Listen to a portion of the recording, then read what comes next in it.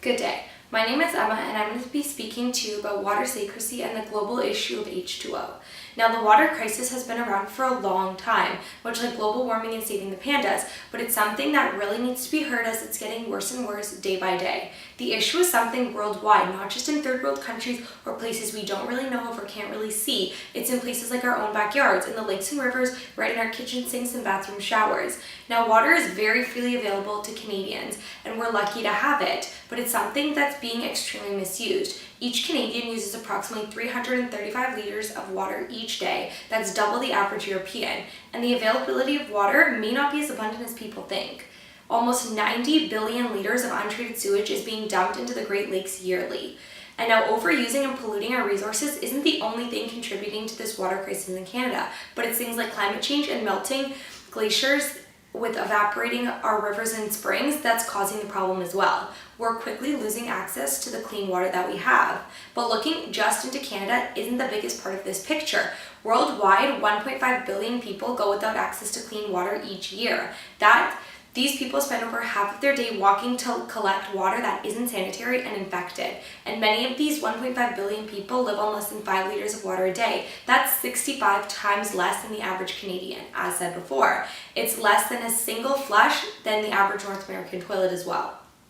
This water crisis shouldn't be the main factor of the downfall of so many people's lives each day. On average, every day, 155,000 people die, and over 10,000 of them are directly linked to waterborne disease and illness around the world. And with this being said, a child in Africa or India is 500 times more likely to die due to waterborne illness or disease than the average European child.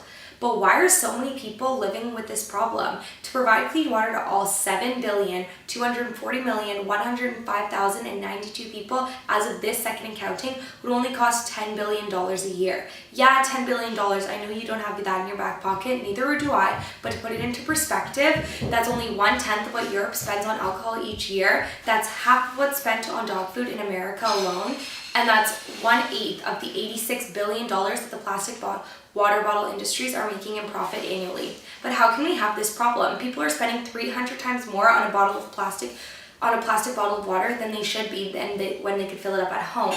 Things like this is money that could be spent on helping people around the world get the one thing besides oxygen keeping them alive.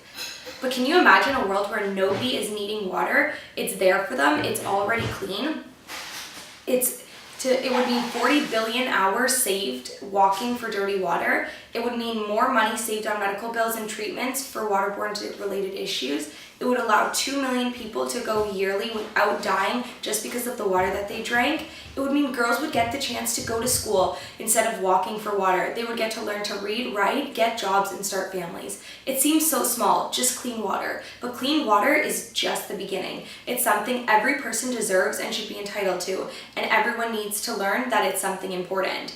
And it might seem crazy, but it's real. It's something that innovative ideas are all over the world to give this gift to everybody. Things like water filter systems that are able to give people water that's healthy for them to consume, or freshwater wells that can pump water into the areas that need it. Even microfilters have been invented into water bottles that are virtually able to purify any microorganism or pathogen that's in this infected water. Things like this are able to help everybody get what they deserve. So I'm not trying to tell you to stop using water when you shower or to turn the water off when you're brushing your teeth, because this personal consumption only accounts for 8% of the water being used throughout the world. I'm telling you that this is a problem, and I want everybody to understand that something needs to be done and it can be done.